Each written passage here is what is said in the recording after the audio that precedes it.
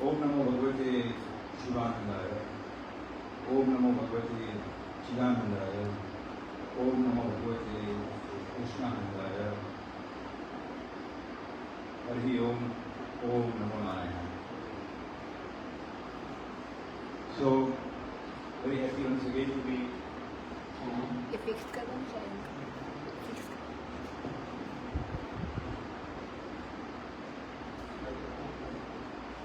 Are you hearing me?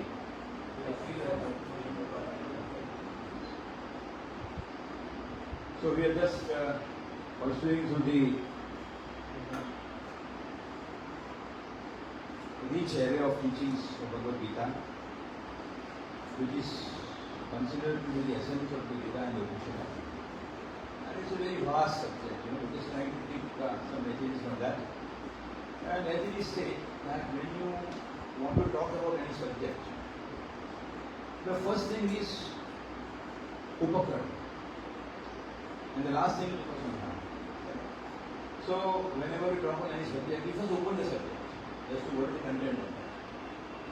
And then, once we conclude, we just try to give the essence, summary of what it is.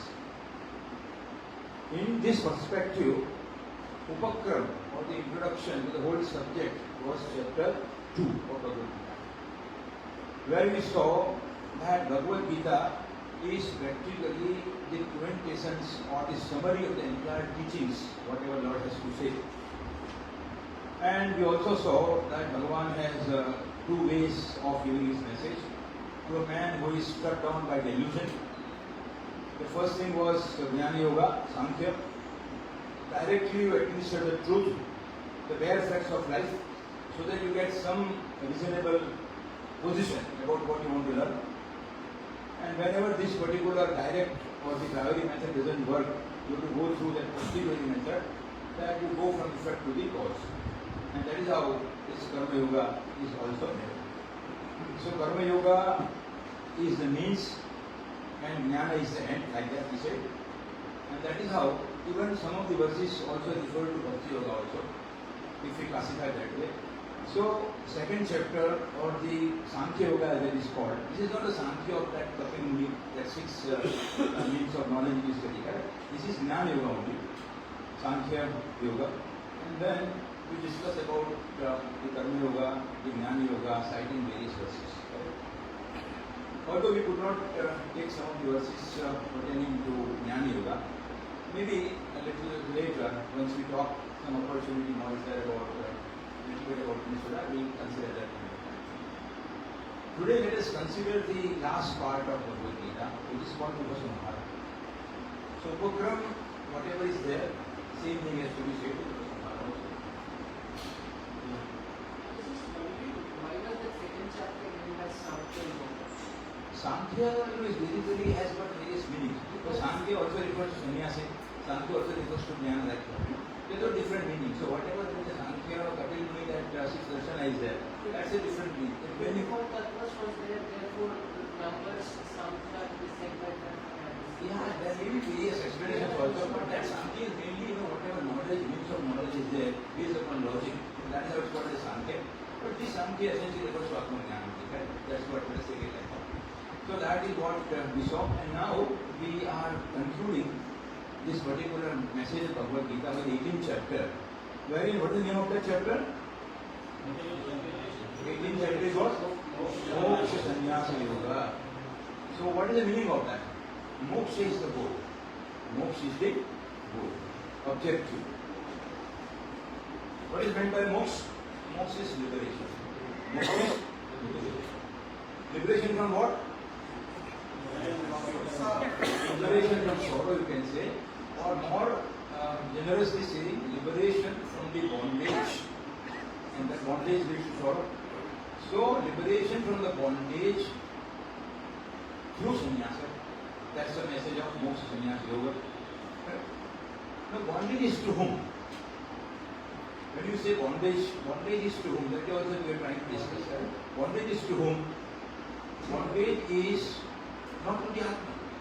Because the Atman is self-sufficient, self-existing, self-revealing, akarta, abhokta. Atman is having all positive attributes. So bondage is to whom? Jiva, when you say, that's fine. So that is also trying to say that whenever this Atman gets reflected in Antarkarana, that particular Atman, we call it as Chidabhas or Chit-Chaya, and that is what we call it as a Jiva. So that soul which is reflected in Antarkarana and which is attuned or which identifies itself with this body, mind, intellect apparatus, that is called as Jiva. So this bondage is because of what? Bondage is because of ignorance. Bondage is because of ignorance. So it's not the true bondage. It is just an assumed bondage. Okay? So the only liberation, only freedom from this bondage can come from Jnana. If you are physically bound or mentally bound by some idea, something, then there can be some solution which is different. But here the bondage that happens to Jiva is because of the Ajnana. Ajnana of what? Ajnana of its own self. Ajnana of Jagat. Ajnana of Ishvara also. Like that. Only Ajnana of its own self. So this liberation will come basically by Jnana.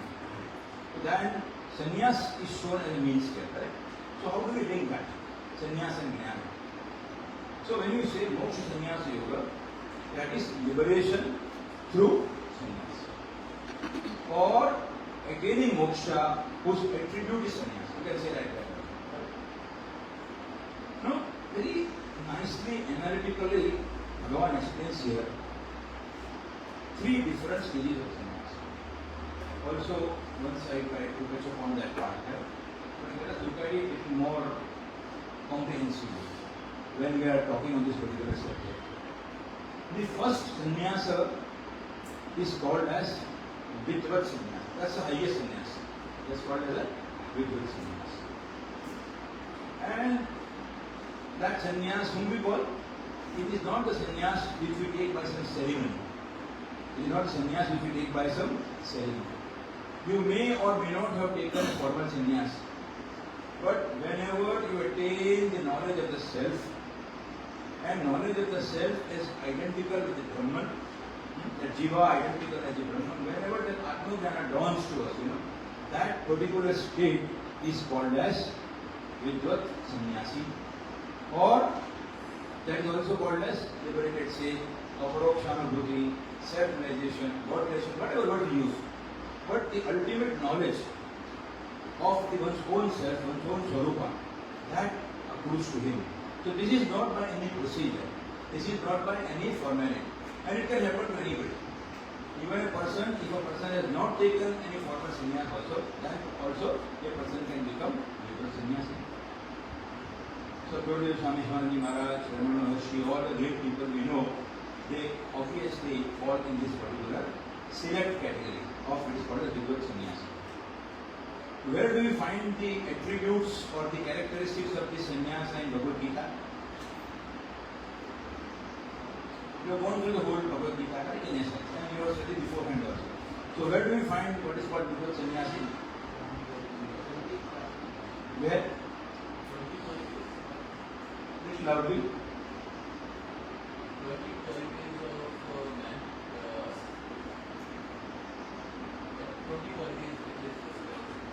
Where? See, you have studied at all the places. In a broad sense, you can say, in a different way, God has described the traits or the attributes of these Vidvat sannyasa in three different places. One, what already we are discussing, second chapter. So, after deliberating on Karma Yoga, Bhagavad talks about Siddha Prajna, man of steady wisdom. Man of steady wisdom. Whose intellect, whose buddhi abides only in the Atman. It doesn't fluctuate from Atma and Anatma, ever abides in a state of Atma.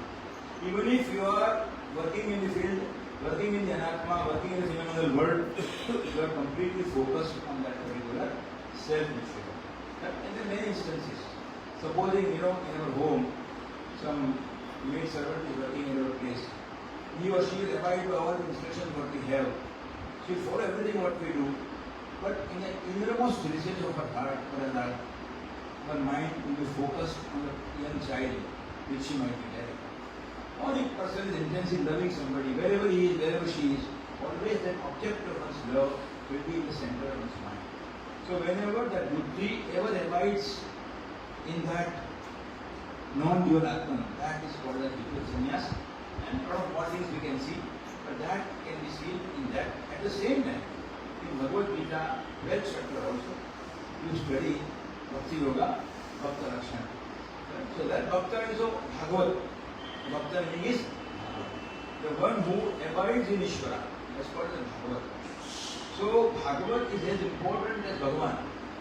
So even if you read Srimad Bhagavad also, you will find that it is not just a story of Bhagavan and his Leela, but that is also the story of the various Bhagavatas who have attained oneness with Bhagavan. So that way, this is called as Bhagavata. So you are completely abidance in that state. In so many poets also. Well, I know some Gujarati citing, but you won't be able to follow that, That there is a great poet called Narsimha Mehta and Sant Kabir, and they are all Bhakta Kavis. And some of their creations are so spontaneous that you feel as if they are the revelations from their Atma. That is the revelations of that Antarspurna, intuition. They are always in a state of abidance with the Atma. So, what do they sacrifice? Here we are discussing the three types of sannyasis there, right? So, what do they sacrifice? There are three stages of sannyas we will see. But this is the highest stage. Normally we will start with the lowest, but let us start with the highest stage. So, what do they sacrifice? Sacrifice is there, that's called sannyas. So, they sacrifice what? They sacrifice three things. One is karma, one is karma phala, and one is pratyutva. They sacrifice three things, Renunciation, that's sacrifice. Three things they are sacrificing. What is that? Physically also, they may not be much inclined to work, but here again is a matter of exception. And people like Ramana Maharshi, after having had the realization, they did very little work. They were not much engaged in karma. And says like Swami Shivananda Maharaj, they were profusely engaged in work even after having had the realization. So that is a discretion of that civilization, what he or she would like to do. But essentially, even when they are doing karma also, they are feeling that they are completely detached from it. So generally you can say that they will renounce karma. They will also renounce karma phala. That is the fruit or the reward for the action. Because they are so much one with the whole world. They have the reason of oneness with the whole world. So there is nothing which is missing in them. So karma phala is expected by the one who has got a sense of limitation, who has got a sense of unfulfillment. I feel I am missing something is missing in me. But then I will have a spruha for the karma phala.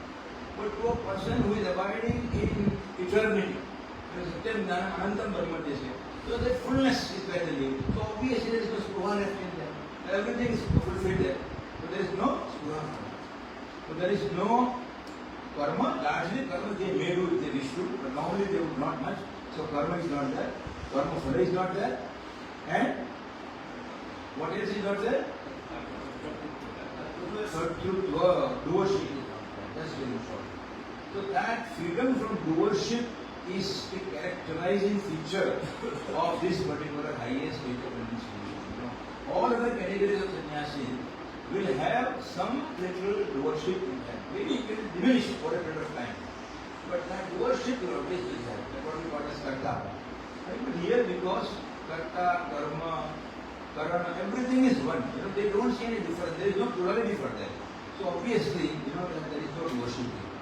So that is the highest state.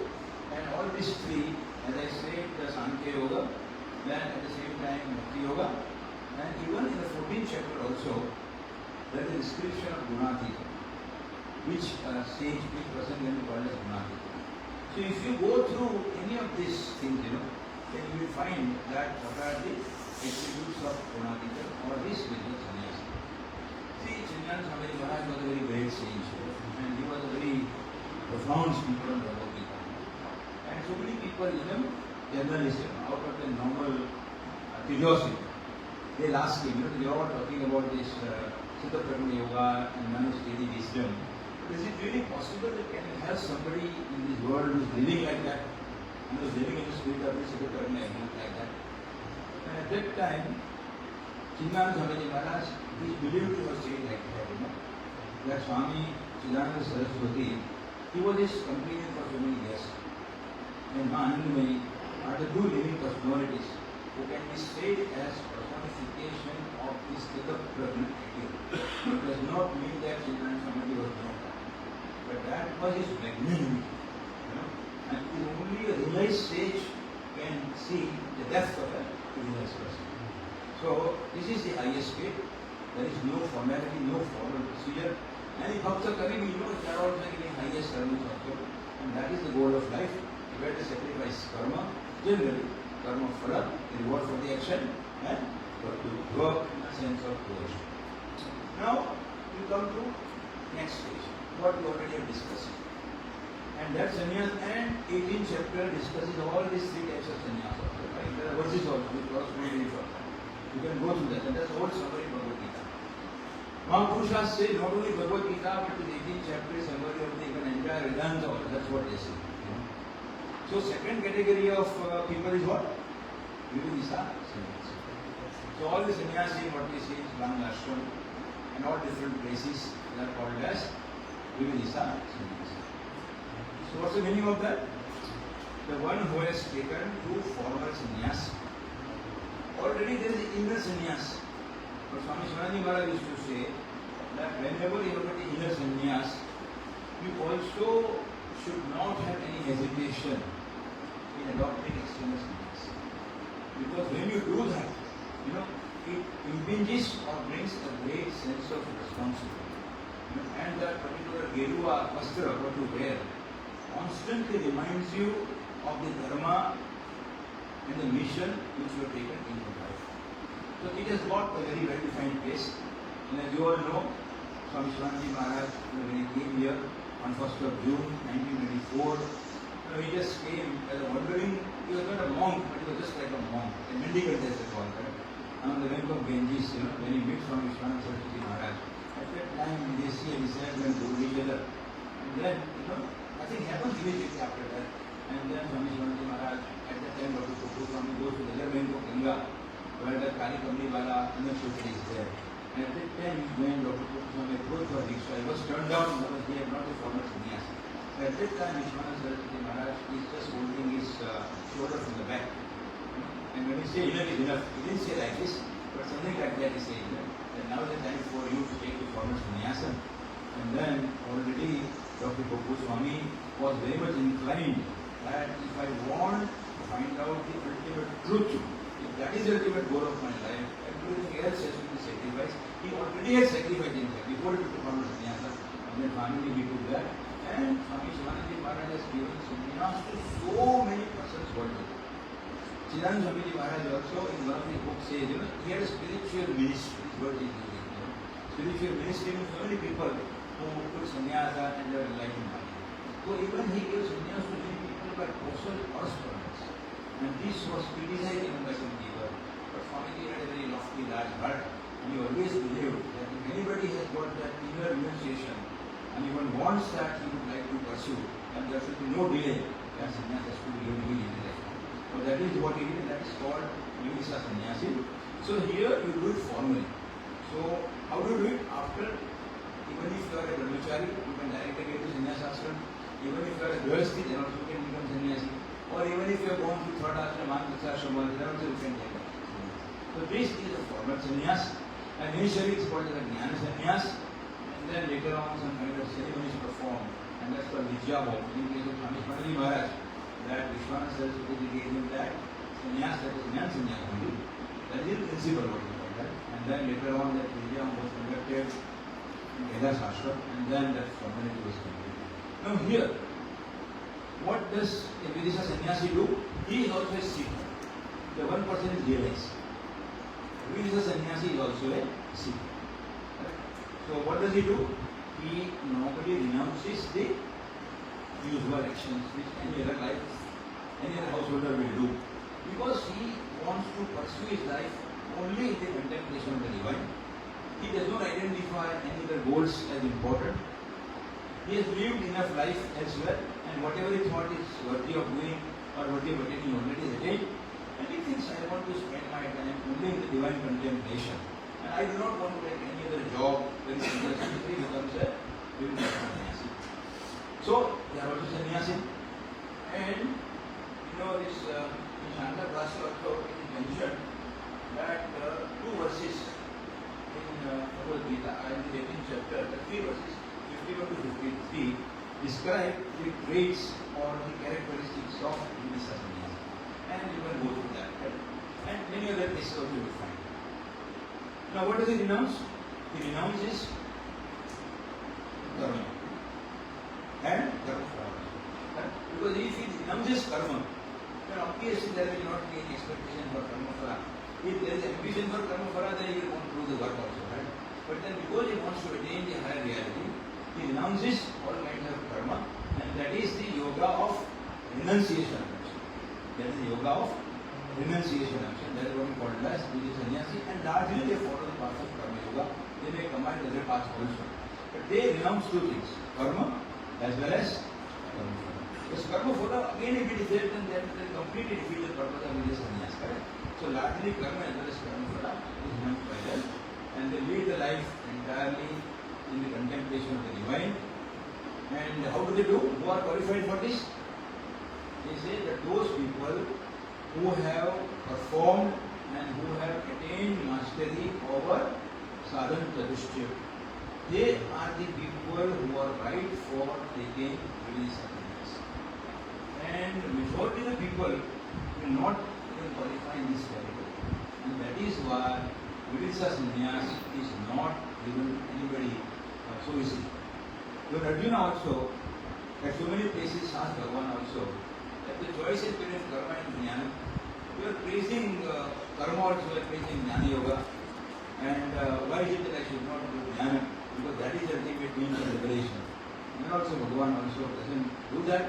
And finally, in the 5th chapter, you will see that there are two paths. One is path of renunciation of action, and one is path of performance of action. So there also, Arjuna, when he asked him, please tell me decisively which one is good for me. Path of renunciation of action or path of performance of action. Karma yoga or sannyas. What is beneficial for me? I mean that particular very important message Bhagavan gives, and the whole sloka I am not citing, but the last part is karma sannyasat karma yogo vishishya. So why would Bhagavan say like this? Because ultimately karma sannyas is the main thing, and sannyas is the means to the final attainment. Why would he say karma sannyasat karma yoga vishishya? So then in the Shankar Bhashya, there it is given very nicely explained that karma sannyas is the highest thing, and there can't be anything parallel to that. But for a man who has not attained the knowledge of the self, and who is on the path of that, pursuing that path, for that person, karma yoga is the preparation. Karma yoga is the foundation. So, for such person, Bhagavan says, karma sannyasat karma yoga vishishya. That if he adopts to sannyasa without intrinsic knowledge of the Atma Jnana or significant progress in that, then that sannyasa would not be very helpful. That may become a cause of burden. To many people it happens. They take sannyasa and then ultimately they are not able to progress either. They say they don't get this for buddhi, but that's what they say. So that should be the goal of life. And for those people who are accomplished with sadhana chatushtya, that is viveka, vairagya. Vairagya is the main qualification here. Correct? Dissipation, shata sampa, that is dhamma, shama, upurati, titiksa, shraddha and samadhi. This very is hot, so we don't go into this description part. Correct? But when you have equipped yourself with this sadhana chatushtya, then the person is right for taking to this Vividisa sannyasi and he progresses. And his goal is what? That now he has attained whatever else he has to attain in life he has done. So what is the main goal? He will go to a spiritual guru. He will listen to his teachings in terms of scriptural message. And the first he also trying to say that who is the right guru? who is Kshatriya and Brahmanishta. The one who is well versed, because this is just a current name. Unless and until we know the depth of the whole thing, we cannot grasp the whole thing. In Bhagavad Gita also, see, so many verses are there. We may get some small idea in piecemeals, but unless and until we are able to see it as a whole, in wholeness, we will not be able to grasp it completely. So that is the requirement, the one who is Kshatriya, and then comes Brahmanishta. So not that this particular word, but they do not call intellectual and intuitional knowledge. Some sannyasis is called differently. They say indirect knowledge and direct knowledge. So Shravana, as you all have known, is a very, very important virtue. It's a very important qualification. And to be able to listen to somebody is a very great art, let me tell you. I always believed that it is more difficult to be a good listener as compared to being a good speaker. Because if you are a speaker, you carry some sense of responsibility, right? And then you think yourself very try to speak.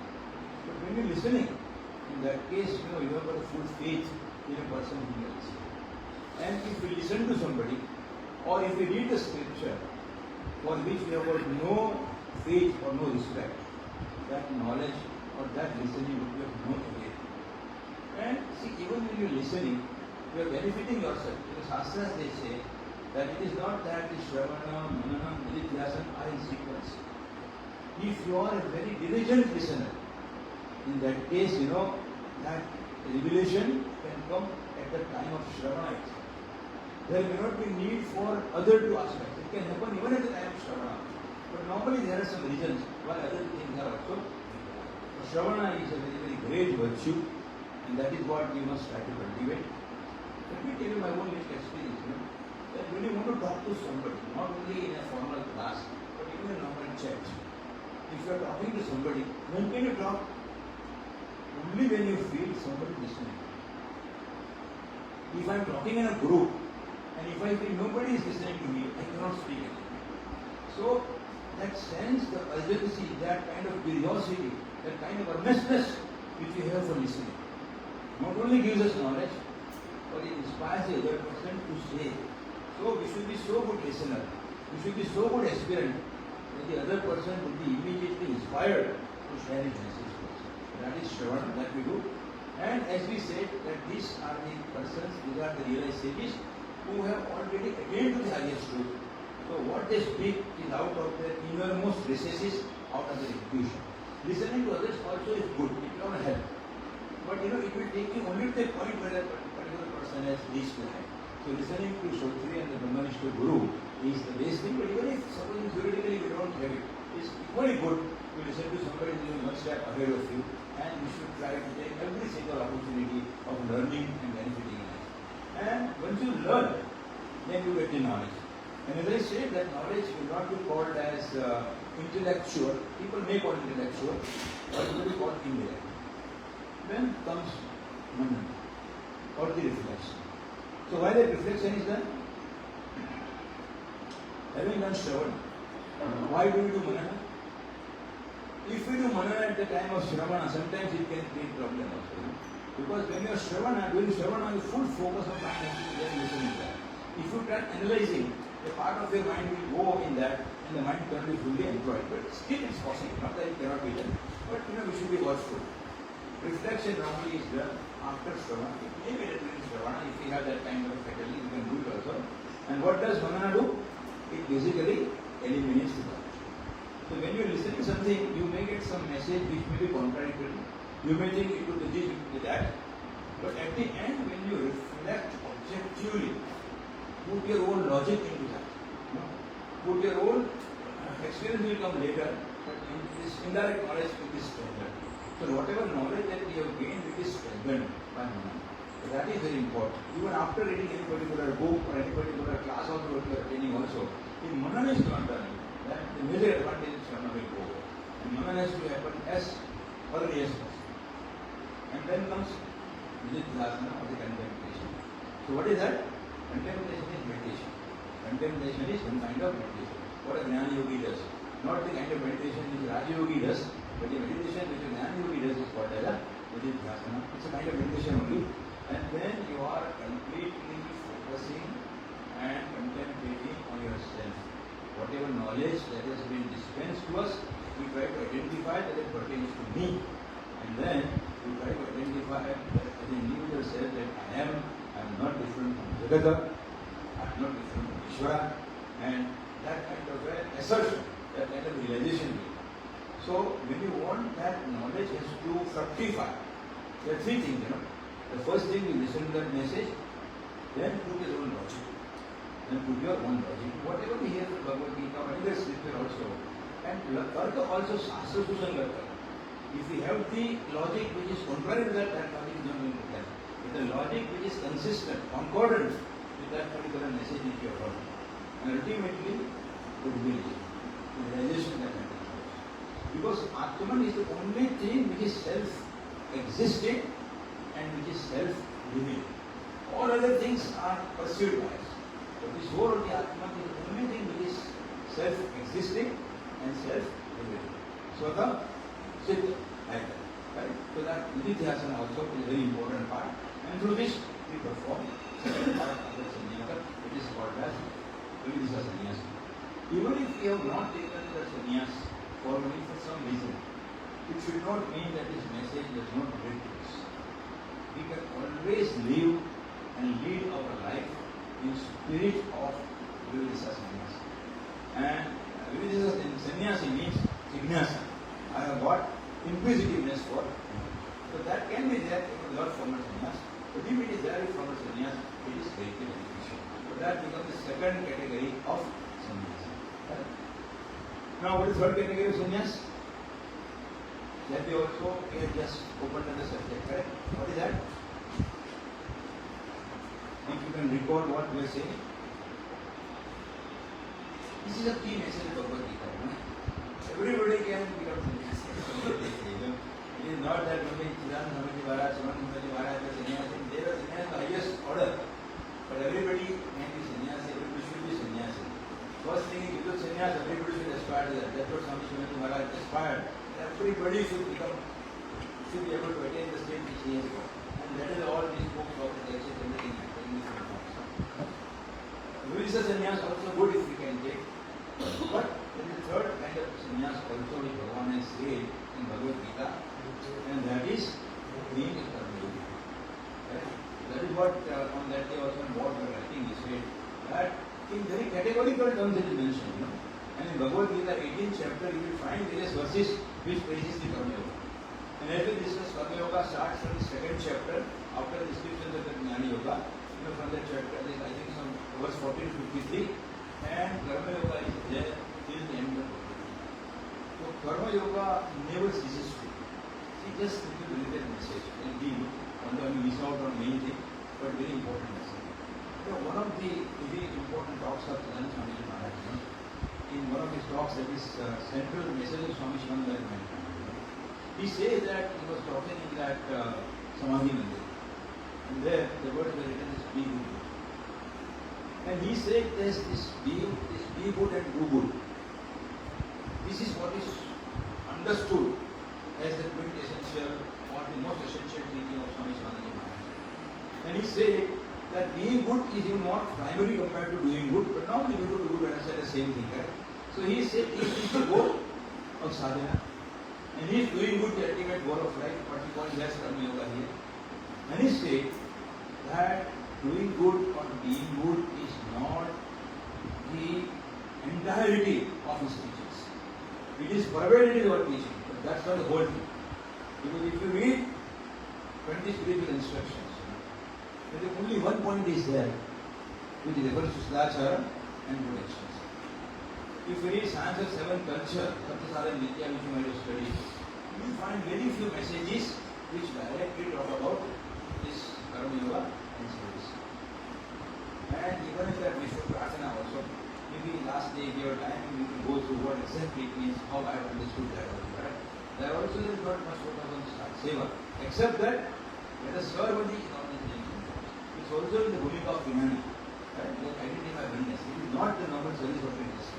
So he said, if this is what is the truth, and once done, Namaji Maharaj was very much busy, engaged in some kind of work here and there.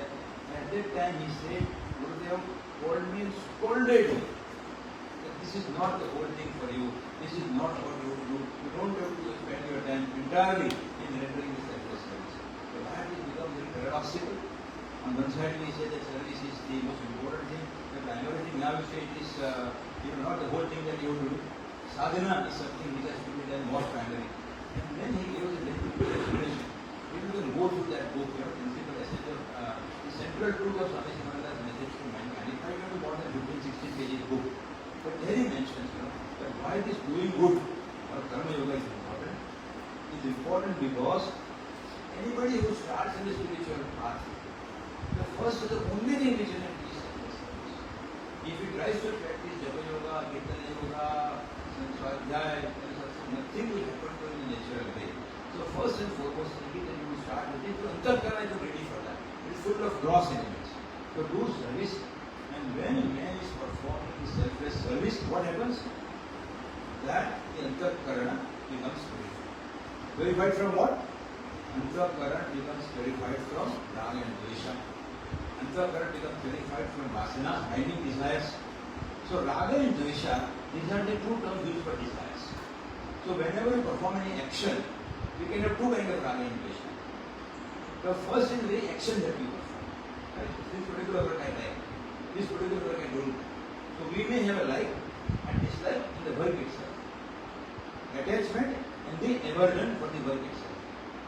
And likewise, we can have the attachment and aversion for the karma phala also. That the fruit of the action. I should get this and I should not get this. So for a karma yoga definition is given in analytical way if you want to understand that we should not have attachment, which means anasakti. That is what Mahatma Gandhi wrote book on anasakti yoga like that. We should have anasakti. In other words, we should not have asakti. We should not have raga and dvesha. For what? Either the action or for the fruit of the action. You can also analyze it in your own way. What does it mean? Sometimes they are attached to the work itself. Some work we like to, some work we don't like to. So don't have attachment or aversion for the work itself. Nor for the karma phala. Because karma phala is esteemed by the divinity as six factors also explained by the karma takes place. But then if we do that, then that antahkarana shuddhi takes place. And because that antahkarana shuddhi will take place, we will have aspiration, we will have jignasa for the divine, and in that case we become more fit for bhakti yoga, we become more fit for the spiritual jnana. So that is foundation. And that is how everybody has to start. Then somebody asks, somebody, if this is the case, that it is good at the beginning sadhana. Then why, if somebody already progresses in sadhana, has made a significant progress, then why this karma yoga or doing good and being good is very important for him? In that case, he or she can do that particular job. He says, no. This process of inner purification is a gradual process. It is not something which is either yes or no. It is a very gradual process. Correct? So, you are gradually tending to the state of inner purification. And if you are not fully purified with the antahkarana, so many different kinds of desires are there. In that case, what will happen? That you will progress in sadhana and again you will go back. You will fall back. It's just as a worshipping Mother Lakshmi. So in that case also, that once we progress in sadhana also, we do not decline. We do not fall back in the position that we have attained. This seva or Mushkam Karma Yoga, what they say, is equally important. Even if you advance in sadhana. Then they say, yes, okay. So the spiritual part, initial part, fine. As you progress also, for the sustenance is also good. But for a realized stage, like Swami Sivananda Maharaj or whom you want to call, then what for they should do? Seva. Then they say that when you attain to the state of Bhagavad Sannyasa or the realization of the highest truth, in that case you see no difference. Whether I see myself, in that case I don't see myself as this body, mind or the intellect. I see myself as the Atman, and the same Atman is pervading everywhere. Or when I see Jagat also, when I see Kshetra or the Kshetra, neither way I see only one and non-dual reality. So when I see one and non-dual reality, then the welfare of that world or welfare of all the beings who are the manifestations or the vibhutis of the divine becomes much spontaneous. I just cannot remain quiet. I just cannot keep myself without doing anything which I mean is conducive for good of others in the objects around. So for good of nature, for good of the creatures around, or for good or sadhana, whatever you call, that becomes a very spontaneous expression. So that is how this yoga is something very important. And although it is considered as sadhana, it is not considered as a sadhya. Jnana is a sadhya. Because sannyas is a sadhya. But karma yoga is a sadhana. And very importantly, this sadhana, this particular instrument is not only in the initial part of the spiritual journey, it has to be there on throughout. And that's the message. When you say Bhagavad conflicts, so why does it do? That's only because of the feeling it. So this is the third category of that. And then just to conclude that, then this Tyaga of the enunciation of Bhagavan explains here, three grades of sannyasa. And then describes three kinds of Tyaga also. So many types are described. But mainly if you see in terms of Tyaga, then the first kind of Tyaga is called Tamasi. That so many people always find fault. There are some people who are fault finding, that this is not good, this person is not good. But they also find that this particular karma is always a cause of bondage.